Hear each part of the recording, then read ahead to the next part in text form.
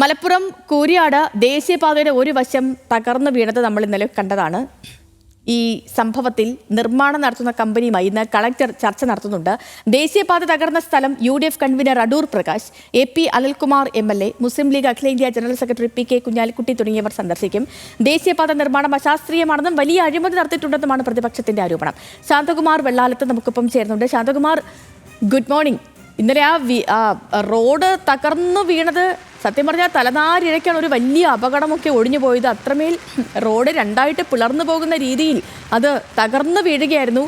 പ്രതിപക്ഷം ജനപ്രതിനിധികൾ, അവിടുത്തെ നാട്ടുകാരൊക്കെ ഒന്നടങ്കം ആരോപിച്ചൊരു കാര്യം തുടക്കം മുതൽ തന്നെ അവർ പറയുന്നുണ്ട്. റോഡിൻ്റെ അശാസ്ത്രീയമായ നിർമ്മാണം അത് പക്ഷേ ആരും ചെവിക്കൊണ്ടില്ല. അധികൃതരെ പലവട്ടം അറിയിച്ചതാണ്, പക്ഷേ നടപടികളൊന്നും ഉണ്ടായില്ല എന്ന് കടുത്ത പ്രതിഷേധമൊക്കെ കഴിഞ്ഞ ദിവസം നമ്മൾ കണ്ടു. ഇന്നിപ്പോൾ പ്രദേശത്ത് മഴ നിലനിൽക്കുന്നുണ്ട്. ശാന്തകുമാർ, അവിടെ കാണാം, ദൃശ്യങ്ങളിൽ തന്നെ കാണാം, മഴയുണ്ട്, തകർന്ന റോഡാണ്. എന്താണ് ഇന്ന് ഇതുമായി ബന്ധപ്പെട്ട് നടക്കാനിരിക്കുന്ന കാര്യങ്ങൾ? പ്രതിപക്ഷത്തിൻ്റെ സ്റ്റാൻഡ് എന്താണ്?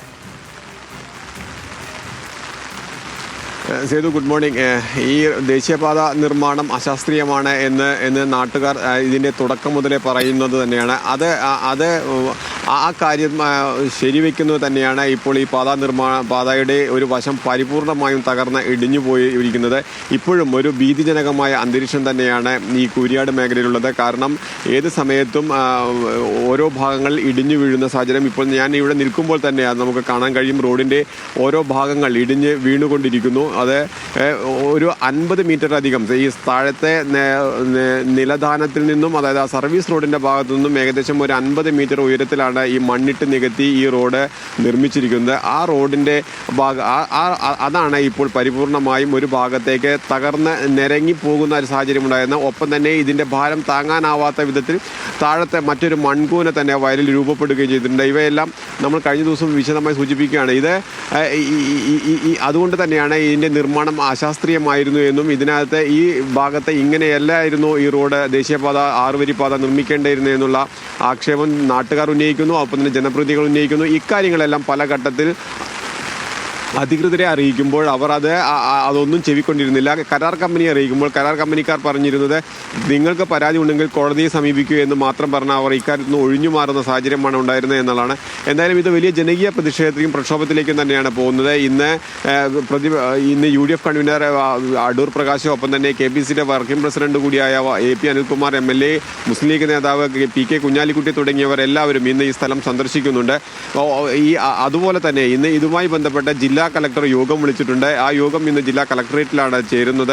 അവിടെ ഈ കരാർ കമ്പനിയും ഒപ്പം തന്നെ ജനപ്രതിനിധികളും പങ്കെടുക്കുമെന്നാണ് അറിയിച്ചിരിക്കുന്നത്. ഒപ്പം തന്നെ പ്രദേശവാസികളും ഗ്രാമപഞ്ചായത്ത് പ്രസിഡന്റ് ഉൾപ്പെടെയുള്ളവർ അതിനകത്ത് പങ്കെടുക്കാൻ അറിയിച്ചിട്ടുണ്ട്. എന്തായാലും വലിയ പ്രതിഷേധവും തന്നെ ഉയർന്നു വരുന്ന ഒരു സാഹചര്യത്തിൽ ഈ ഭാഗം, ഈ ദേശീയപാതയുടെ ഈ ഭാഗം ഇനി എങ്ങനെ മുന്നോട്ട് കൊണ്ടുപോകാൻ കഴിയുമെന്നുള്ള ആശങ്ക നിലനിൽക്കുന്നുണ്ട്. കാരണം ഈ റോഡ് ഇനി ഉപയോഗിക്കാൻ കഴിയുന്ന ഒരു സാഹചര്യമല്ല. ഉടനെ തന്നെ ഒരു അറ്റകുറ്റപ്പണി നടത്തി പ്രാവർത്തികമാക്കാനും കഴിയില്ല. കാരണം ഈ മെയ് മാസം 31-ാം തീയതിയാണ് ഈ ദേശീയപാത നിർമ്മാണം പൂർത്തിയാക്കി ഈ കരാർ കമ്പനിക്ക് നാഷണൽ ഹൈവേ അതോറിറ്റിക്ക് കൈമാറേണ്ട തീയതി ഈ മെയ് മാസം 31-ആണ്.